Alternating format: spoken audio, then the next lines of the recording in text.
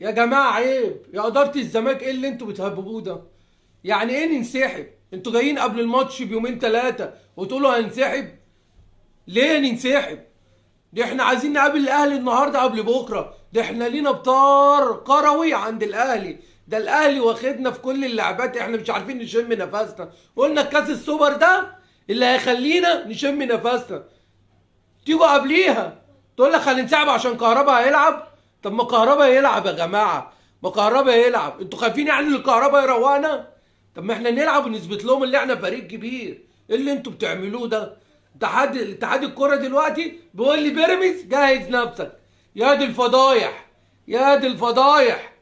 اتحاد الكوره بعت مرسال لبيراميدز اللي يجهز نفسه عشان فعل لو الزمالك انسحب، وانتوا جايين تعرفوا ان كهربا يلعب دلوقتي؟ طب ما كهربا بيلعب بقاله فتره. طب ما كناش ننسحب من شهر، من ساعه ما اعلنوا على كاس السوبر ما كنا ننسحب. انتوا جايين قبل الماتش بيومين ثلاثه وجمهور الزمالك قاعد يقول لك بقى كاس السوبر اللي هيفرحنا، عايزين ناخد بطارنا من الاهلي، الاهلي مروق علينا في جميع البطولات. انتوا ايه يا جماعه؟ انتوا غاويين حرق دم جمهوركم، انتوا بتكسفونا وسط الناس كلها. الناس في الامارات امبارح بعتوا مرسال اهم حاجه الاهلي هو اللي يجي عادي، يعني بيعرفونا ان احنا ملناش لازمه، اي حد يجي يلعب الاهلي وخلاص. ليه بقى؟ بسببكم انتوا بتقلوا من النادي، انتوا بتقلوا من نادي الزمالك فاتحيننا بره وجوه. ادي الامارات بعتت يقول لك اهم حاجه الكاس يتلعب في وجود الاهلي، يعني معناتها لاي فريق يروح يلعب الاهلي، بس اهم حاجه الاهلي يكون موجود. طب ما في ايه؟ ما كهربا ما يلعب، ولا انتوا خايفين كهربا يروقنا؟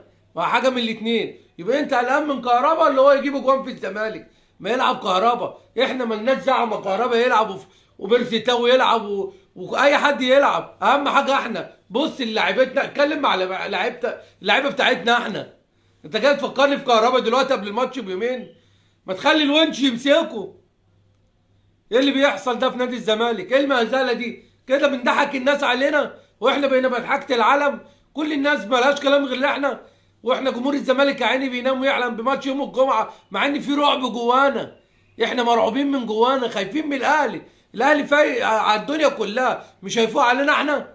ده الاهلي فوقت علينا بتبقى فوقتين ثلاثه، ما دي المصيبه، دي الكارثه يا جماعه. الاهلي لما بيفوق على الزمالك روح فايق على الدنيا كلها، بتقوم العاصفه بقى.